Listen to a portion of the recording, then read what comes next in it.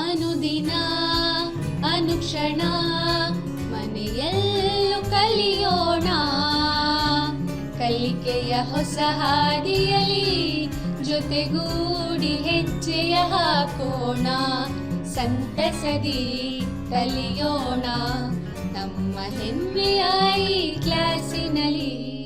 Yes sir. Yes teacher. Present ma'am. ಎಲ್ಲರಿಗೂ ನಮಸ್ಕಾರ. ಭೂಗೋಳಶಾಸ್ತ್ರ ತರಗತಿಗಳಿಗೆ ಸ್ವಾಗತ. ನಾವು ಯುರೋಪ್ ಖಂಡದ ಬಗ್ಗೆ ಈಗಾಗಲೇ ಒಂದು ಅಧ್ಯಾಯದಲ್ಲಿ ತಿಳ್ಕೊಂಡಿದ್ದೀವಿ. ಇದು ಯುರೋಪ್ ಖಂಡದ ಅಧ್ಯಾಯದ 2ನೇ ಭಾಗ. ಈ ಭಾಗದಲ್ಲಿ ನಾವು ಯುರೋಪ್ ಖಂಡಕ್ಕೆ ಸಂಬಂಧಿಸಿರುವಂತಹ ಹಲವಾರು ವಿಶೇಷತೆಗಳನ್ನು, ಸ್ಪೆಷಲಿ ಈಗ ಹೇಳ್ಬೇಕಂತ ಅಂದರೆ ಅಲ್ಲಿ ವ್ಯವಸಾಯ, ಹೈನುಗಾರಿಕೆ ಹಾಗೂ ಅಲ್ಲಿನ ಜನಸಂಖ್ಯೆ, ಕೈಗಾರಿಕೆಗಳು ಇವೆಲ್ಲವುಗಳ ಬಗ್ಗೆ ಇವತ್ತು ತಿಳ್ಕೊತಾ ಹೋಗ್ತೀವಿ. ಹಾಗಿದ್ರೆ ನೋಡೋಣವಾ ಈ ಅಧ್ಯಾಯದಲ್ಲಿ ಏನೇನು ತಿಳ್ಕೊತೀವಿ ಅಂತ. ಇವತ್ತಿನ ಅಧ್ಯಾಯದಲ್ಲಿ ನಾವು ಏನೇನನ್ನು ತಿಳ್ಕೊತಾ ಹೋಗ್ತೀವಿ. ಇವತ್ತಿನ ಅಧ್ಯಾಯದಲ್ಲಿ ನೀವು ಗಳಿಸುವಂತಹ ಸಾಮರ್ಥ್ಯಗಳು ನೋಡಿ ಈ ರೀತಿ ಇದೆ. ಮೊದಲನೇದಾಗಿ ಯುರೋಪ್ನಲ್ಲಿ ಅಥವಾ ಯುರೋಪ್ ಖಂಡದಲ್ಲಿ ನಡೆಸಲಾಗುವಂತಹ ವ್ಯವಸಾಯ, ಅವುಗಳ ಬಗ್ಗೆ ತಿಳ್ಕೊತೀವಿ. ಯುರೋಪಿಯನ್ ಕೈಗಾರಿಕೆಗಳ ಬೆಳವಣಿಗೆ, ಖನಿಜಗಳಿಂದ ನಿರ್ಧಾರವಾಗುವ ಬಗ್ಗೆ ಅರಿಯುವುದು. ಅಂದರೆ ಯಾವ ಖನಿಜ ಯಾವ ಪ್ರದೇಶದಲ್ಲಿ ಸಿಗುತ್ತೆ, ಆ ಪ್ರದೇಶದಲ್ಲಿ ಯಾವ ರೀತಿ ಕೈಗಾರಿಕೆಗಳು ಬೆಳವಣಿಗೆ ಆಗಿದೆ, ಇವುಗಳ ಬಗ್ಗೆ ತಿಳ್ಕೊತಾ ಹೋಗ್ತೀವಿ. ಹಾಗೆ ಯುರೋಪಿನ ಅಸಾಮಾನ್ಯ ಜನಸಂಖ್ಯಾ ಹಂಚಿಕೆ, ಒಂದು ಪ್ರದೇಶದಲ್ಲಿ ಜಾಸ್ತಿ ಒಂದು ಪ್ರದೇಶದಲ್ಲಿ ಕಡಿಮೆ, ಇದನ್ನು ನಾವೇನಂತ ಕರಿತೀವಿ, ಅಸಾಮಾನ್ಯತೆ ಅಂತ ಕರಿತೀವಿ. ಆ ರೀತಿಯಾದಂತಹ ಜನಸಂಖ್ಯಾ ಹಂಚಿಕೆ ಹಾಗೂ ಜನಸಾಂದ್ರತೆ, ವಲಸೆಗಳನ್ನು ನಿಯಂತ್ರಿಸುವ ಅಂಶಗಳು, ಇವುಗಳೆಲ್ಲವುಗಳನ್ನು ನಾವು ಇವತ್ತಿನ ತರಗತಿಯಲ್ಲಿ ತಿಳ್ಕೊತಾ ಹೋಗ್ತೀವಿ. ನೋಡೋಣ. ಹಾಗಿದ್ರೆ ಮೊದಲನೇದಾಗಿ ವ್ಯವಸಾಯ.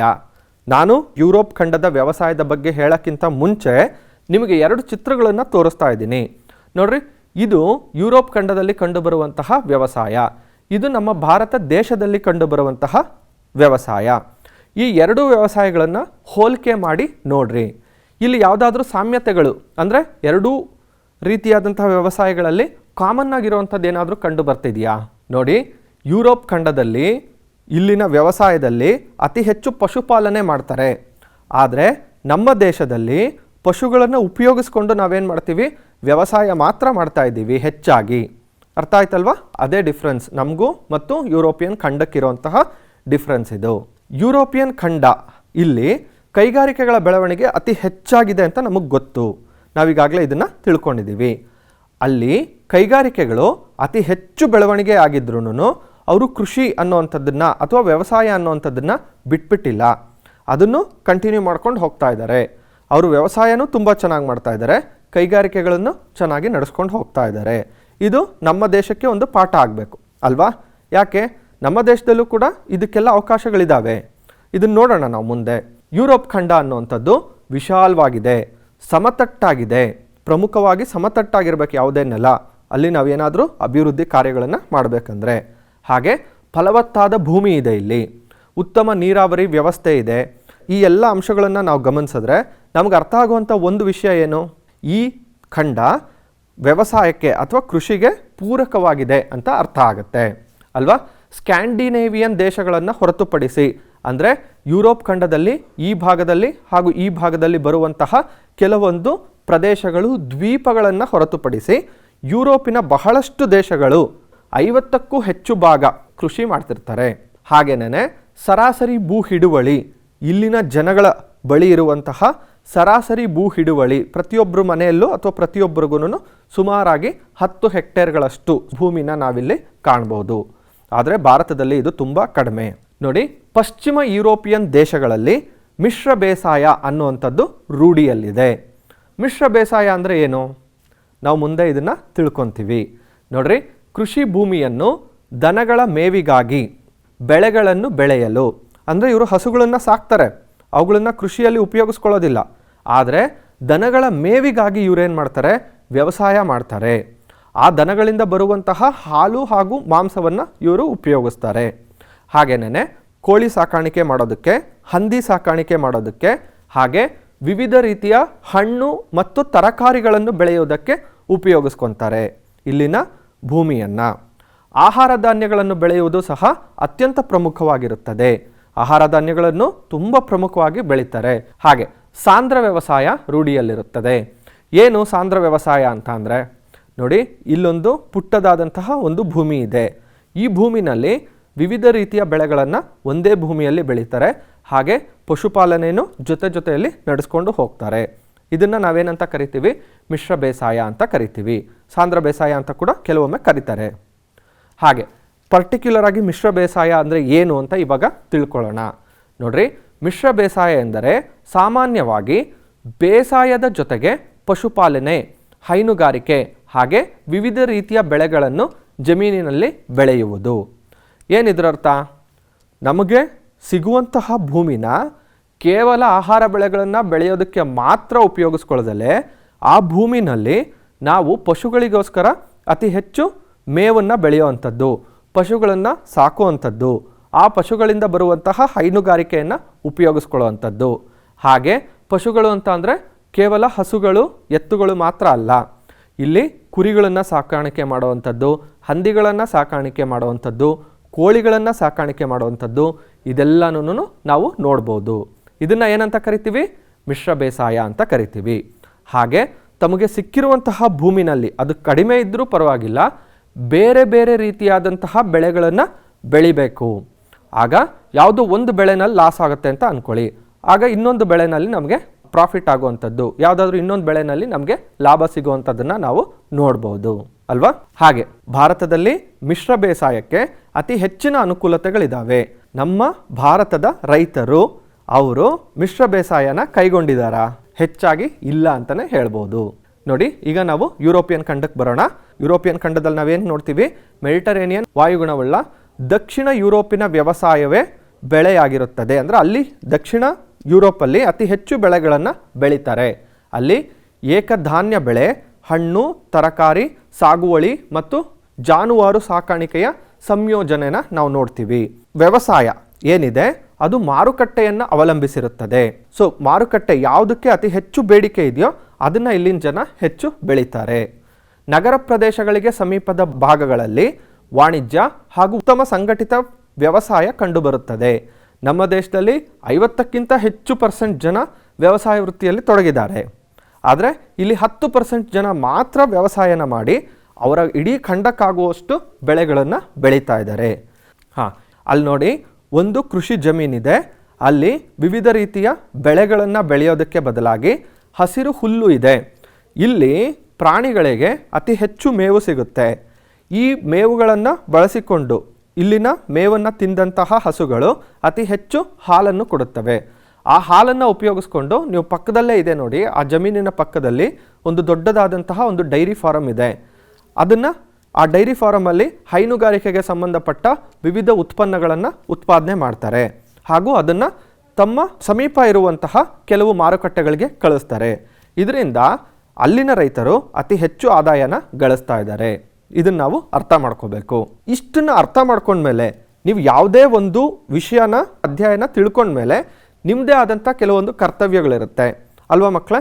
ಏನೀಗ ಈ ಅಧ್ಯಯನ ತಿಳ್ಕೊಳ್ಳೋದ್ರಿಂದ ನಿಮ್ಗೇನು ಉಪಯೋಗ ಆಗುತ್ತೆ ನೋಡಿ. ನಿಮ್ಮ ಮನೆ ಸುತ್ತಮುತ್ತ ಯಾರಾದರೂ ಕೃಷಿಯಲ್ಲಿ ತೊಡಗಿದ್ರೆ ಅಥವಾ ಕೃಷಿ ಮಾಡ್ತಾ ಇದ್ದರೆ ಅವರಿಗೆ ಮಿಶ್ರ ಬೇಸಾಯ ಅಂದರೆ ಏನು, ಅದರ ಲಾಭಗಳ ಬಗ್ಗೆ ಸ್ವಲ್ಪ ಮಾಹಿತಿ ಕೊಡಿ. ಅವರು ಮಿಶ್ರ ಬೇಸಾಯನ ಅಳವಡಿಸ್ಕೋಬೋದು, ಲಾಭ ಪಡಿಬೋದು ರೈತರು ಅಲ್ವಾ? ಹಾಗೆ ನೋಡಿ, ಈಗ ಯುರೋಪ್ ಖಂಡದಲ್ಲಿ ಮೇಲ್ಮೈ ಲಕ್ಷಣ, ಮಣ್ಣು, ವಾಯುಗುಣ, ಮಾರುಕಟ್ಟೆ ಮತ್ತು ಕೃಷಿ ಕಾರ್ಮಿಕರು ಎಲ್ಲೆಲ್ಲಿ ಸಿಗ್ತಾರೋ ಆ ಭಾಗಗಳಲ್ಲಿ ಯಾವ್ಯಾವ ಭಾಗಗಳಲ್ಲಿ ಯಾವ್ಯಾವ ರೀತಿಯಾದಂತಹ ಮೇಲ್ಮೈ ಲಕ್ಷಣ ಇರುತ್ತೋ, ಮಣ್ಣು ಸಿಗುತ್ತೋ, ವಾಯುಗುಣ ಇರುತ್ತೋ ಆ ರೀತಿಯಾದಂತಹ ಬೆಳೆಗಳನ್ನು ಮಾತ್ರ ಬೆಳೀತಾ ಹೋಗ್ತಾರೆ. ನೋಡಿ, ನಾನು ನಿಮಗಿಲ್ಲಿ ತೋರಿಸ್ತೀನಿ. ಇಲ್ಲಿ ನಾನು ತೋರಿಸಿರುವಂಥದ್ದು ಗೋಧಿ. ಇಲ್ಲಿ ಗೋಧಿ ಎಲ್ಲೆಲ್ಲಿ ಬೆಳೀತಾರೆ ಅಂತ ಅಂದರೆ ಯಾವ ದೇಶದಲ್ಲಿ ಗೋಧಿ ಬೆಳೆಯೋದಕ್ಕೆ ಅನುಕೂಲತೆಗಳಿದೆಯೋ ಅಲ್ಲಿ ಮಾತ್ರ ಬೆಳೀತಾರೆ. ಎಲ್ಲ ಜಮೀನಲ್ಲೂ ಒಂದೇ ಥರ ಬೆಳೆನ ಬೆಳೆಯೋದಿಲ್ಲ. ಹಾಗೆ ನೋಡಿ, ಗೋಧಿ ಬೆಳೆಯುವಂತಹ ಪ್ರಮುಖ ಪ್ರದೇಶಗಳು.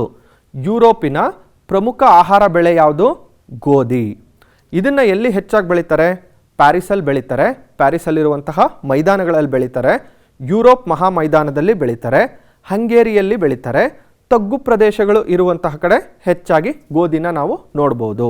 ಹಾಗೆ ಇಟಲಿಯ ಪೋ ನದಿ ಬಯಲುಗಳು ಯುರೋಪಿನ ಗೋಧಿ ಉತ್ಪಾದಿಸುವ ಪ್ರಮುಖ ಪ್ರದೇಶಗಳು ಅಂತ ಹೇಳ್ಬೋದು.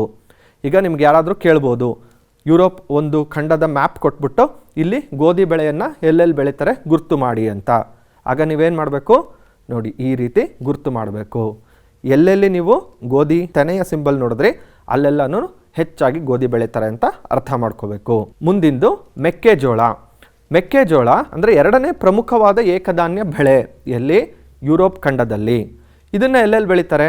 Germany, France, Italy, Hungary, Romania ಮತ್ತು ಸ್ಪೇನ್ ಈ ಎಲ್ಲ ಪ್ರದೇಶಗಳಲ್ಲಿ ಅತಿ ಹೆಚ್ಚು ಮೆಕ್ಕೆಜೋಳವನ್ನು ಬೆಳೀತಾರೆ. ನಾವು ಈ ಭೂಪಟದಲ್ಲಿ ಎಲ್ಲೆಲ್ಲಿ ಬೆಳೀತಾರೆ ಅಂತ ಗುರುತು ಮಾಡೋಣ. ನೋಡಿ, ಇಲ್ಲೆಲ್ಲ ಬೆಳೀತಾರೆ. ಹಾಗೆ ರೈ ಅನ್ನುವಂಥದ್ದು ಒಂದು ಬೆಳೆ. ಇದನ್ನು ಹೆಚ್ಚಾಗಿ ಬ್ರೆಡ್ ಮತ್ತು ಮದ್ಯಗಳ ತಯಾರಿಕೆಗೆ ಬಳಸ್ತಾರೆ. ಇದನ್ನೆಲ್ಲೆಲ್ಲಿ ಬೆಳೀತಾರೆ? ಪೋಲ್ಯಾಂಡ್, ಜರ್ಮನಿ, ಜೆಕ್, ಯುಗೋಸ್ಲೋವಿಯಾದ ಗಣರಾಜ್ಯಗಳು ಪ್ರಮುಖವಾಗಿ ರೈ ಉತ್ಪಾದಿಸುವಂತಹ ದೇಶಗಳು. ನೋಡ್ರಿ, ಈ ಚಿತ್ರದಲ್ಲಿ ಮೊದಲನೇದಾಗಿ ಕೊಟ್ಟಿರುವಂತಹ ಚಿತ್ರ ರೈ ಬೆಳೆ ಅಂತ ನೀವು ಅರ್ಥ ಮಾಡ್ಕೋಬೇಕು. ಹಾಗೆ ಬಾರ್ಲಿ ಅನ್ನುವಂಥದ್ದನ್ನು ಹೆಚ್ಚಾಗಿ ಉತ್ಪಾದನೆ ಮಾಡ್ತಾರೆ. ಇದನ್ನು ಎಲ್ಲಿ ಉತ್ಪಾದನೆ ಮಾಡ್ತಾರೆ? ಬಾರ್ಲಿನ ಪ್ರಮುಖವಾಗಿ ಇಡೀ ಯುರೋಪ್ ಖಂಡದಲ್ಲಿ ಉತ್ಪಾದನೆ ಮಾಡ್ತಾರೆ. ನಮ್ಮ ಕರ್ನಾಟಕದಲ್ಲಿ ನಾವು ಹೇಗೆ ರಾಗಿಯನ್ನು ತಿಂತೀವೋ ಅಲ್ಲಿನ ಜನ ಬಾರ್ಲಿಯನ್ನು ಅಷ್ಟೇ ಹೆಚ್ಚಾಗಿ ಉಪಯೋಗಿಸ್ತಾರೆ. ಹಾಗೆ ಮೂರನೇದಾಗಿ ನಿಮಗೆ ಕಾಣಿಸ್ತಾ ಇರುವಂತಹ ಚಿತ್ರ ಓಟ್ಸ್. ಇದನ್ನು ನೀವು ಕೆಲವೊಬ್ಬರಾದ್ರೂ ತಿಂದಿರ್ತೀರಾ, ಕೆಲವೊಬ್ಬರಾದರೂ ಉಪಯೋಗಿಸಿರ್ತೀರಾ. ಇದು ಆರೋಗ್ಯಕ್ಕೆ ಒಳ್ಳೆಯದು. ಇದನ್ನು ಯುರೋಪಲ್ಲಿ ಹೆಚ್ಚಾಗಿ ಬೆಳೀತಾ ಹೋಗ್ತಾರೆ. ಭತ್ತ, ಇದನ್ನು ಅಲ್ಪ ಪ್ರಮಾಣದಲ್ಲಿ ಹೆಚ್ಚಾಗಿ ಬೆಳೆಯೋದಿಲ್ಲ. ಅತಿ ಹೆಚ್ಚು ಭತ್ತ ಬೆಳೆಯುವಂತಹ ದೇಶ ಯಾವುದು?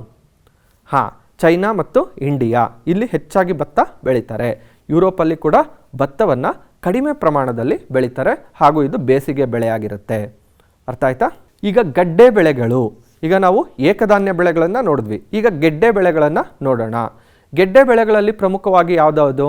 ಸಕ್ಕರೆ ಗೆಡ್ಡೆ, ಸಕ್ಕರೆ ತಯಾರಿಕೆಗೆ ಉಪಯೋಗಿಸುವಂತಹ ಸಕ್ಕರೆ ಗೆಡ್ಡೆ. ಇದನ್ನು ದನಗಳಿಗೆ ಆಹಾರ ರೂಪದಲ್ಲಿ ಕೂಡ ಕೊಡ್ತಾರೆ. ನೋಡಿದ್ದೀರಾ ನೀವು ಈ ಥರದ್ದನ್ನು? ನೋಡಿ, ನಿಮಗೆ ಕಾಣಿಸ್ತಾ ಇದೆಯಲ್ಲ, ಮೊದಲನೇ ಚಿತ್ರ ಅದೇ ಸಕ್ಕರೆ ಗೆಡ್ಡೆ. ಎರಡನೇದಾಗಿ ಯುರೋಪ್ನಲ್ಲಿ ಪ್ರಪಂಚದಲ್ಲೇ ಅತಿ ಹೆಚ್ಚು ಬಟಾಟೆ, ಅಂದರೆ ನಿಮಗೆ ಗೊತ್ತಾಗಲ್ಲ ಅನ್ಕೊತೀನಿ ಅಲ್ವಾ, ಬಟಾಟೆ ಅಂದರೆ ಏನು? ಆಲೂಗಡ್ಡೆ.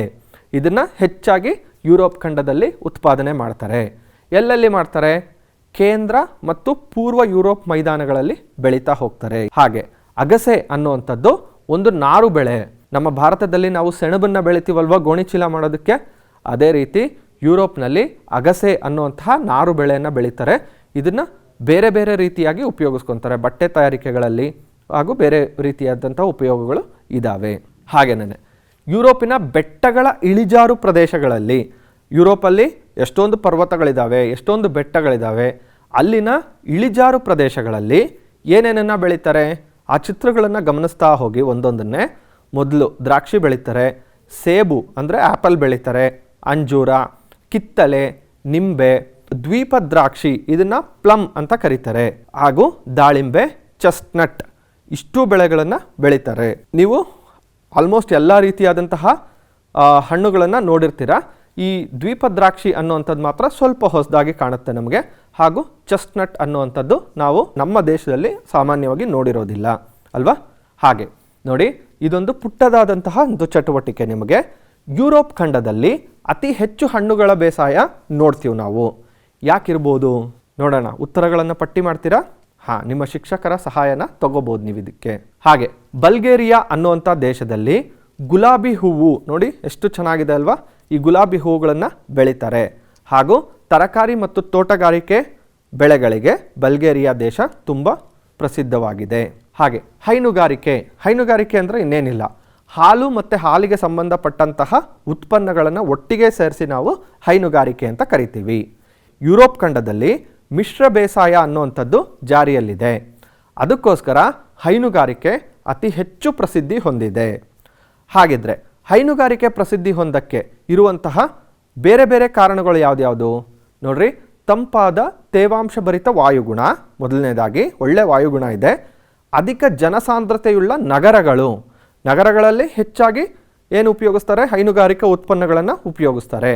ವ್ಯವಸ್ಥಿತ ರಸ್ತೆ ಮತ್ತು ರೈಲು ಸಾರಿಗೆ, ಉತ್ಪನ್ನಗಳನ್ನು ಒಂದು ಪ್ರದೇಶದಿಂದ ಮತ್ತೊಂದು ಪ್ರದೇಶಕ್ಕೆ ಸಾಗಾಣಿಕೆ ಮಾಡೋದಕ್ಕೆ ಇರುವಂತಹ ಸೌಲಭ್ಯಗಳು ಚೆನ್ನಾಗಿದ್ದಾವಿಲ್ಲಿ. ಅತ್ಯುತ್ತಮ ಜೈವಿಕ ತಂತ್ರಜ್ಞಾನ ಅಭಿವೃದ್ಧಿ, ಹೆಚ್ಚು ಹಾಲು ಕೊಡುವಂತಹ ಹಸುಗಳನ್ನು ಇವರು ಬೆಳೆಸ್ತಾ ಹೋಗ್ತಾರೆ. ಶೈತ್ಯೀಕರಣ ಅಂದರೆ ಫ್ರಿಡ್ಜ್, ದೊಡ್ಡ ದೊಡ್ಡದಾಗಿರುವಂತಹ ಶೈತ್ಯಾಗಾರಗಳು ಇಲ್ಲಿ ನೋಡ್ಬೋದು ನಾವು. ವಾಣಿಜ್ಯ ಮಾದರಿ ಹೈನುಗಾರಿಕೆಯಲ್ಲಿ ಯಾಂತ್ರೀಕರಣ ಅಂದರೆ ಇಲ್ಲಿ ನಮ್ಮ ದೇಶದಲ್ಲಿ ನಾವು ನೋಡೋ ಥರ ಇಲ್ಲಿ ಹಸುಗಳನ್ನು ಸಾಕೋದಿಲ್ಲ, ಅವುಗಳನ್ನು ತುಂಬ ವೈಜ್ಞಾನಿಕ ರೀತಿಯಲ್ಲಿ ಸಾಕ್ತಾರೆ. ಯಥೇಚ್ಛವಾದ ಮೇವು ಪೂರೈಕೆ, ನಾನು ಈಗಾಗಲೇ ನಿಮಗೆ ಕೆಲವೊಂದು ಚಿತ್ರಗಳನ್ನು ತೋರಿಸಿದ್ದೀನಿ. ಇಲ್ಲಿನ ಹೆಚ್ಚಿನ ಭೂಮಿಯಲ್ಲಿ ಹುಲ್ಲನ್ನೇ ಬೆಳೆಸ್ತಾರೆ ಬೇಕು ಅಂತ. ಯಾಕೆ? ಅದನ್ನು ಹಸುಗಳು ತಿಂದು ಅದರಿಂದ ಲಾಭ ಪಡ್ಕೊಳ್ಳೋಣ ಅಂತ. ನೋಡಿ ಇಲ್ಲಿ ಸ್ವಲ್ಪ ಗಮನಿಸಿ ಈ ಚಿತ್ರನ. ಹಸುಗಳಿಗೆ ಮೇವು ಹಾಕೋದಕ್ಕೆ ಕೂಡ ಒಂದು ಮಷೀನ್ ಇದೆ, ಅದಕ್ಕೂ ಯಂತ್ರಗಳನ್ನು ಉಪಯೋಗಿಸ್ಕೊತಾ ಇದ್ದಾರೆ. ಹಾಗೆ ಈ ಕೊಟ್ಟಿಗೆ ಮನೆ ಇದನ್ನು ಕ್ಲೀನ್ ಮಾಡೋದಕ್ಕೆ ಯಂತ್ರಗಳನ್ನು ಉಪಯೋಗಿಸ್ಕೊತಾರೆ. ಹಾಗಾಗಿ ಇಲ್ಲೇನಾಗಿದೆ, ಹೈನುಗಾರಿಕೆ ಅತಿ ಹೆಚ್ಚು ಸೌಲಭ್ಯಗಳನ್ನು ಹೊಂದಿರೋದ್ರಿಂದ ಲಾಭದಾಯಕ ಇಲ್ಲಿ ಅಂತ ಹೇಳ್ಬೋದು ಅಲ್ವಾ. ಸೊ ಈ ರೀತಿಯಾದಂತಹ ಒಂದು ಕೊಟ್ಟಿಗೆ ಮನೆಯನ್ನು ನಾವು ನಮ್ಮ ಭಾರತದಲ್ಲಿ ನೋಡೋಕ್ಕೆ ಸಾಧ್ಯನಾ? ಹಾಂ, ನೋಡ್ಬೋದು, ಎಲ್ಲೋ ಅಪರೂಪಕ್ಕೆ ನೋಡ್ಬೋದು, ಬಟ್ ಎಲ್ಲ ಕಡೆ ಈ ಥರ ಇರೋದಿಲ್ಲ ಅಲ್ವಾ. ಹಾಂ, ನೋಡಿ ಇಲ್ಲಿ ಸ್ಪೆಷಲ್ ಆಗಿ ಡೆನ್ಮಾರ್ಕ್, ನೆದರ್ಲ್ಯಾಂಡ್, ಸ್ವಿಟ್ಜರ್ಲ್ಯಾಂಡ್, ಜರ್ಮನಿ ಮತ್ತು ಬ್ರಿಟನ್ಗಳಲ್ಲಿ ಅತಿ ಹೆಚ್ಚಾಗಿ ಹೈನುಗಾರಿಕೆಯನ್ನು ನಾವು ನೋಡ್ಬೋದು. ಹಾಗೆ ಆ ದೇಶಗಳಲ್ಲೇ ಹೋಲಿಸ್ಕೊಂಡ್ರೆ ಡೆನ್ಮಾರ್ಕ್ ಅನ್ನುವಂಥದ್ದು ತುಂಬ ಪ್ರಮುಖವಾಗಿರುವಂಥದ್ದು. ಹಾಗೆ ಇಲ್ಲಿನ ಹೈನುಗಾರಿಕೆ ವಸ್ತುಗಳು ಯಾವುದಾಗಿರ್ಬೋದು ಹೆಚ್ಚಾಗಿ? ನೋಡಿ, ಬೆಣ್ಣೆ, ಗಿಣ್ಣು, ಸಾಂದ್ರೀಕರಿಸಿದ ಹಾಲು, ಕಂಡೆನ್ಸ್ಡ್ ಮಿಲ್ಕ್ ಅಂತಾರಲ್ವ ಅದು, ಹಾಗೆ ಚಾಕ್ಲೇಟ್. ಇವುಗಳನ್ನು ಇವರ ಖಂಡಕ್ಕೆ ಆಗುವಷ್ಟು ಉಪಯೋಗಿಸ್ಕೊಂಡು ಅದನ್ನು ಬೇರೆ ದೇಶಗಳಿಗೆ ರಫ್ತು ಕೂಡ ಮಾಡ್ತಾ ಇದ್ದಾರೆ. ನೋಡ್ರಿ, ಹಸುವಿನಿಂದ ಬರುವಂತಹ ಉತ್ಪನ್ನಗಳು. ನಾವು ಕೂಡ ಯುರೋಪಿಯನ್ ಖಂಡದವರಂತೆ ನಮ್ಮ ಹೈನುಗಾರಿಕೆಯನ್ನು ಉತ್ಕೃಷ್ಟಗೊಳಿಸಬಹುದೇ? ಇದೊಂದು ಪ್ರಶ್ನೆ. ಅವ್ರ ಥರ ನಾವು ಹೈನುಗಾರಿಕೆ ಮಾಡ್ಬೋದಾ? ನೋಡಿ, ನಿಮ್ಮ ಶಿಕ್ಷಕರನ್ನು ಹಾಗೂ ಪೋಷಕರನ್ನು ಕೇಳಿ ತಿಳ್ಕೊಳ್ಳಿ. ಮುಂದೆ ನಾವು ನೋಡುವಂಥದ್ದು ಮೀನುಗಾರಿಕೆ. ಮೀನುಗಾರಿಕೆ ಅನ್ನುವಂಥದ್ದು ಇಡೀ ಯುರೋಪಿಯನ್ ಹಿಸ್ಟ್ರಿನಲ್ಲಿ ಕೂಡ ನಾವು ನೋಡ್ಬೋದು. ಮೀನುಗಾರಿಕೆನೇ ಬಳಸ್ಕೊಂಡು ಇವರು ತಮ್ಮ ಆರ್ಥಿಕತೆಯನ್ನು ಸೃಷ್ಟಿಸ್ಕೊಂಡಿದ್ದಾರೆ. ನೋಡಿ, ಪ್ರಮುಖವಾಗಿ ಮೀನುಗಳು ಸಿಗುವಂತಹ ಭಾಗಗಳು ಯಾವುದು? ನೋಡ್ರಿ, ಇಲ್ಲಿದೆಯಲ್ಲ ಉತ್ತರ ಸಮುದ್ರ, ಈ ಭಾಗದಲ್ಲಿ ಅತಿ ಹೆಚ್ಚು ಮೀನು ಇಲ್ಲಿ ಯುರೋಪಿಯನ್ ಖಂಡದವರಿಗೆ ಸಿಗುತ್ತೆ. ನೋಡಿ, ಪ್ರಮುಖ ಮೀನುಗಾರಿಕಾ ಪ್ರದೇಶಗಳು ವಾಯುವ್ಯ ಯುರೋಪಿಯನ್ ಪ್ರದೇಶಗಳಲ್ಲಿವೆ. ಈ ಭಾಗದಲ್ಲಿ ನಾವು ಹೆಚ್ಚಾಗಿ ನೋಡ್ಬೋದು. ಆಳ ಸಮುದ್ರ ಭಾಗಗಳಲ್ಲಿ ಮೀನುಗಾರಿಕೆ ಸಾಗುತ್ತದೆ. ಅಂದರೆ ನಮ್ಮ ದೇಶದಲ್ಲಿ ಕರಾವಳಿಗೆ ಹತ್ತಿರ ಇರೋ ಕಡೆ ಮೀನನ್ನು ಹಿಡ್ಕೊಂಬರ್ತಾರೆ. ಇವರು ಆಳ ಸಮುದ್ರ ಮೀನುಗಾರಿಕೆ ಅಂದರೆ ಕರಾವಳಿಯಿಂದ ದೂರ ಹೋಗಿ ಮೀನುಗಳನ್ನು ಹಿಡ್ಕೊಂಬರ್ತಾರೆ. ಆರ್ಟಿಕ್ ವೃತ್ತದ ಉತ್ತರ ಭಾಗದಿಂದ ಮೆಡಿಟರೇನಿಯನ್ ಸಮುದ್ರದವರೆಗೆ ವಿಸ್ತರಿಸಿದೆ. ನೋಡ್ರಿ, ಈ ಎಲ್ಲ ಭಾಗಗಳಿಂದ ನೋಡಿ ಮೆಡಿಟರೇನಿಯನ್ ಸಮುದ್ರ ಎಲ್ಲಿದೆಯೋ ಅಲ್ಲಿ ತನಕ ಕೂಡ ಇಲ್ಲಿ ಮೀನುಗಾರಿಕೆ ಅನ್ನುವಂಥದ್ದು ವಿಸ್ತರಿಸಿದೆ. ಓಕೆ, ಸೊ ಉತ್ತರ ಸಮುದ್ರವು ಅತಿ ತೀವ್ರವಾದ ಮೀನುಗಾರಿಕಾ ಪ್ರದೇಶವಾಗಿದೆ. ಈ ಚಿತ್ರನ ನೀವು ನೋಡ್ಬೋದು. ಉತ್ತರ ಸಮುದ್ರ ಎಲ್ಲಿದೆ ಅಂತ ನಿಮಗೆ ಗೊತ್ತಾಗುತ್ತೆ. ಅಲ್ಲಿ ಹೆಚ್ಚಾಗಿ ಮೀನುಗಾರಿಕೆಯನ್ನು ಮಾಡ್ತಾ ಇದ್ದಾರೆ. ಹಾಗೆ ನಾರ್ವೆ, ಬ್ರಿಟನ್, ಡೆನ್ಮಾರ್ಕ್, ಸ್ವೀಡನ್ ಮತ್ತು ಜರ್ಮನಿ ದೇಶಗಳು ಮೀನುಗಾರಿಕೆಗೆ ಅತಿ ಹೆಚ್ಚು ಪ್ರಸಿದ್ಧಿ ಹೊಂದಿದೆ. ಡಾಗರ್ ಬ್ಯಾಂಕ್ ಮತ್ತು ಗ್ರೇಟ್ ಫಿಶರ್ ಬ್ಯಾಂಕ್ ಇಲ್ಲಿದೆ ನೋಡಿ. ನಿಮಗೆ ಡಾಗರ್ ಬ್ಯಾಂಕ್ ಚೆನ್ನಾಗಿ ಕಾಣಿಸ್ತಾ ಇದೆ ಅಲ್ಲಿ ನೋಡಿ, ಬ್ರಿಟನ್ ಪಕ್ಕದಲ್ಲಿದೆ. ಇವೆರಡೂ ಉತ್ತರ ಸಮುದ್ರದಲ್ಲಿರುವಂತಹ ಪ್ರಮುಖ ಮೀನುಗಾರಿಕಾ ಕೇಂದ್ರಗಳಾಗಿದೆ. ನಾರ್ವೆ ಅನ್ನುವಂಥ ದೇಶದಲ್ಲಿರೋ ಜನ ಮೀನು ಹಿಡಿಯೋದಕ್ಕೇನೆ ಫೇಮಸ್ ಆಗಿದ್ದಾರೆ. ಅಲ್ಲಿನ ಜನ ಮೀನು ಹಿಡಿಯೋದಕ್ಕೆ ಪ್ರಸಿದ್ಧಿ ಹೊಂದಿರುವಂಥವ್ರು. ನೋಡಿ, ಸೀಲ್ ಮತ್ತು ತಿಮಿಂಗಲಗಳು ಇವು ಎರಡು ರೀತಿಯ ಒಂದು ಜೀವಿಗಳು, ಸಮುದ್ರದಲ್ಲಿ ಕಂಡುಬರುವಂತಹ ಜೀವಿಗಳು. ಸೀಲ್ ಮತ್ತು ತಿಮಿಂಗಲಗಳನ್ನು ಧ್ರುವ ಪ್ರದೇಶಗಳಲ್ಲಿ ಹಿಡಿಯಲಾಗುತ್ತದೆ. ಧ್ರುವ ಪ್ರದೇಶಗಳು ಅಂದರೆ ಇಲ್ಲಿ ಮೇಲ್ಭಾಗದಲ್ಲಿ, ಅಂದರೆ ಯುರೋಪ್ ಖಂಡದ ಮೇಲ್ಭಾಗದಲ್ಲಿ ನಾವು ನೋಡ್ಬೋದು. ನಾರ್ವೆಯು ಅತಿ ಹೆಚ್ಚು ಮೀನುಗಳನ್ನು ಉತ್ಪಾದಿಸುವ ಮತ್ತು ರಫ್ತು ಮಾಡುವ ದೇಶವಾಗಿದೆ. ಸೀಲ್ ಮತ್ತು ತಿಮಿಂಗಲಗಳನ್ನು ಧ್ರುವ ಪ್ರದೇಶಗಳಲ್ಲಿ ಹಿಡಿಯಲಾಗುತ್ತದೆ ಅಂತ ಹೇಳಿದೆ ಅಲ್ವಾ. ಸೊ ನಾರ್ವೆನಲ್ಲಿ ಈ ಎರಡು ರೀತಿಯಾದಂತಹ ಪ್ರಾಣಿಗಳನ್ನು ಅತಿ ಹೆಚ್ಚಾಗಿ ಹಿಡಿದು ಅದನ್ನು ಬೇರೆ ದೇಶಗಳಿಗೆ ರಫ್ತು ಮಾಡ್ತಾರೆ. ನೋಡಿ, ಕೃಷಿ ಭೂಮಿ ಯುರೋಪಿಯನ್ ಖಂಡದಲ್ಲಿ ಕಡಿಮೆ ಪ್ರಮಾಣದಲ್ಲಿದೆ. ಅದಕ್ಕೋಸ್ಕರ ಇಲ್ಲಿನ ಜನ ಏನು ಮಾಡಿದ್ದಾರೆ, ಮೀನುಗಾರಿಕೆಯನ್ನು ಪ್ರಮುಖ ವೃತ್ತಿಯನ್ನಾಗಿ ಕೈಗೊಂಡಿದ್ದಾರೆ. ಇದು ಪ್ರಮುಖವಾದ ಭಾಗ, ಯುರೋಪಿಯನ್ ಖಂಡಕ್ಕೆ ಸಂಬಂಧಿಸಿದಂತಹ ಪ್ರಮುಖವಾದ ಭಾಗ. ಯುರೋಪಿಯನ್ ಖಂಡದಲ್ಲಿ ವಿವಿಧ ರೀತಿಯಾದಂತಹ ಖನಿಜಗಳು ಸಿಗುತ್ತೆ. ಯಾವ ಖನಿಜಗಳು ಯಾವ ಪ್ರದೇಶದಲ್ಲಿ ಸಿಗುತ್ತೋ ಆ ಪ್ರದೇಶಗಳಲ್ಲಿ ಆ ಖನಿಜಕ್ಕೆ ಸಂಬಂಧಪಟ್ಟಂತಹವೇ ಕೈಗಾರಿಕೆಗಳು ಅಭಿವೃದ್ಧಿ ಹೊಂದಿದ್ದಾವೆ. ಇದು ಮಾಮೂಲಿಯಾಗಿ ನಿಜ ಕೂಡ ಅಲ್ವಾ. ಇಲ್ಲಿ ನೋಡಿ, ಯಾವುದೋ ಒಂದು ಕಡೆ ಕಬ್ಬಿಣದ ಅದಿರು ಜಾಸ್ತಿ ಸಿಗ್ತಾ ಇದೆ. ಆ ಪ್ರದೇಶದಲ್ಲಿ ಕಬ್ಬಿಣದ ಕೈಗಾರಿಕೆಗಳು ಅಂದರೆ ಕಬ್ಬಿಣ ಮತ್ತು ಉಕ್ಕಿನ ಕೈಗಾರಿಕೆಗಳನ್ನು ನಾವು ಹೆಚ್ಚಾಗಿ ನೋಡ್ಬೋದು. ಹಾಗೆ ತಾಮ್ರ ಸಿಗುತ್ತೆ, ಕಲ್ಲಿದ್ದಲು ಜಾಸ್ತಿ ಸಿಗುತ್ತೆ ಹಾಗೂ ಪೆಟ್ರೋಲಿಯಂ ಜಾಸ್ತಿ ಸಿಗುತ್ತೆ. ಎಲ್ಲಿ? ಯುರೋಪ್ ಖಂಡದಲ್ಲಿ. ಕಬ್ಬಿಣದ ಅದಿರು, ಬ್ಲೂ ಡಾಟ್ಸ್ ಎಲ್ಲಿ ಕೊಟ್ಟಿದ್ದಾರೋ ಅಲ್ಲೆಲ್ಲ ನೋಡ್ಬೋದು ನೀವು. ಯುರೋಪಿಯನ್ ದೇಶದಲ್ಲಿ ಬಹಳಷ್ಟು ಕಬ್ಬಿಣದ ಅದಿರು ಹಂಚಿಕೆಯಾಗಿದೆ. ಪ್ರಪಂಚದ 5% ಇಡೀ ಪ್ರಪಂಚದಲ್ಲಿ 100 kg ಕಬ್ಬಿಣ ಸಿಗುತ್ತೆ ಅಂದರೆ ಅದರಲ್ಲಿ 5 kg ಯುರೋಪಿಯನ್ ಖಂಡದಲ್ಲೇ ಸಿಗುತ್ತೆ. ಹಾಗೆ ಫ್ರಾನ್ಸ್, ಜರ್ಮನಿ, ಸ್ಪೇನ್, ಬ್ರಿಟನ್ ಮತ್ತು ಸ್ವೀಡನ್ ಈ ದೇಶಗಳು ಪ್ರಮುಖವಾಗಿ ಕಬ್ಬಿಣದ ಅದಿರನ್ನು ಉತ್ಪಾದನೆ ಮಾಡುವಂತಹ ದೇಶಗಳು ಅಂತ ಹೇಳ್ಬೋದು. ಮ್ಯಾಪಲ್ಲಿ ನಾವು ಗುರುತಿಸೋದಾದರೆ ಎಲ್ಲೆಲ್ಲಿ ಕಬ್ಬಿಣದ ಅದಿರು ಹೆಚ್ಚಾಗಿ ಸಿಗುತ್ತೆ ಅಂತ ನೋಡಿ, ಈ ಭಾಗಗಳಲ್ಲಿ ಹೆಚ್ಚಾಗಿ ಸಿಗುತ್ತೆ. ಹಾಗೆ ತಾಮ್ರದ ಅದಿರು, ಪೆಟ್ರೋಲಿಯಂ ಮತ್ತು ನೈಸರ್ಗಿಕ ಅನಿಲ ಇವುಗಳನ್ನು ನಾವು ನೋಡೋದಾದರೆ ಬಲ್ಗೇರಿಯಾ, ಪೋಲ್ಯಾಂಡ್ ಈ ದೇಶಗಳಲ್ಲಿ ತಾಮ್ರ ಅತಿ ಹೆಚ್ಚಾಗಿ ಉತ್ಪಾದನೆ ಮಾಡ್ತಾರೆ. ನೋಡ್ಬೋದು ನೀವು ಆ 2 ಪ್ಲೇಸ್ಗಳನ್ನು ಇಲ್ಲಿ ಮ್ಯಾಪ್ ಮೇಲೆ ಗುರುತಿಸಲಾಗಿದೆ.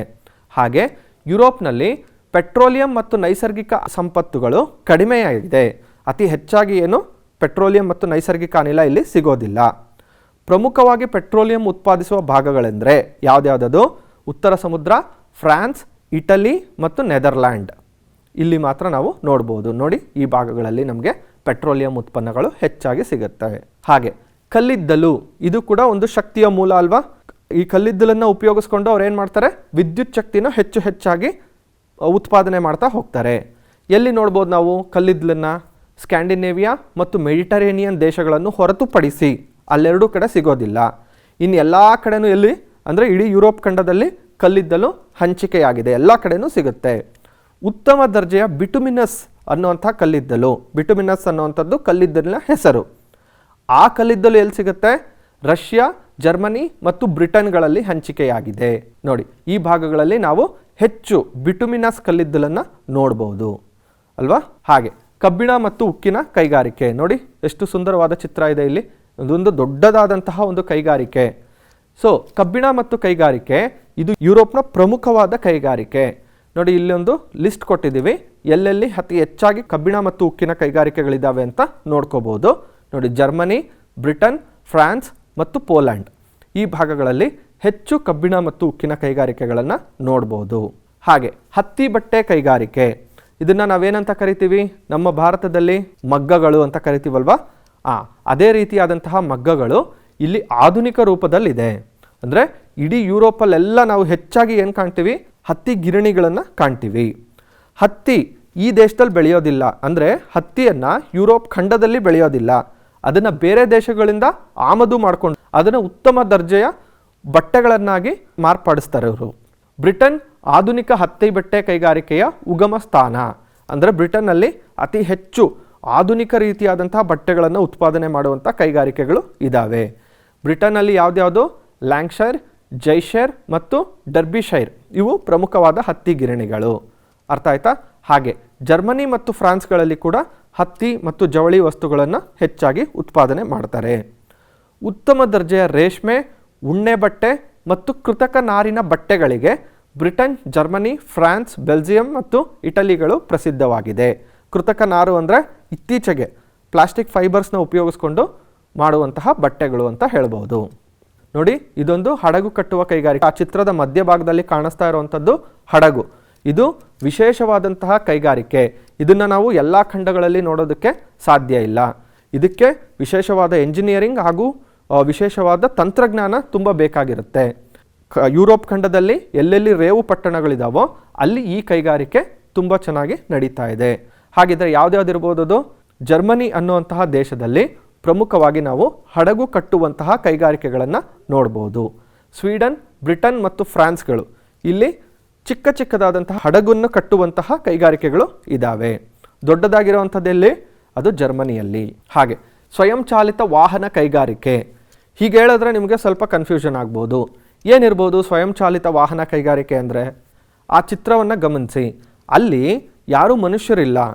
ಒಂದು ವಾಹನವನ್ನು ತಯಾರಿಸೋದ್ರಲ್ಲಿ ಅತಿ ಹೆಚ್ಚಾಗಿ ರೋಬೋಟ್ಗಳು ಅಥವಾ ಯಂತ್ರಗಳನ್ನು ಉಪಯೋಗಿಸ್ಕೊಂಡ್ರೆ ಅದನ್ನು ನಾವು ಸ್ವಯಂಚಾಲಿತ ವಾಹನ ಕೈಗಾರಿಕೆ ಅಂತ ಕರಿತೀವಿ.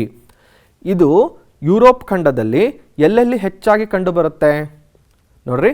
ಜರ್ಮನಿ, ಫ್ರಾನ್ಸ್, ಇಟಲಿ ಮತ್ತು ಬ್ರಿಟನ್ ಈ ದೇಶಗಳಲ್ಲಿ ನಾವು ಹೆಚ್ಚಾಗಿ ನೋಡ್ಬೋದು.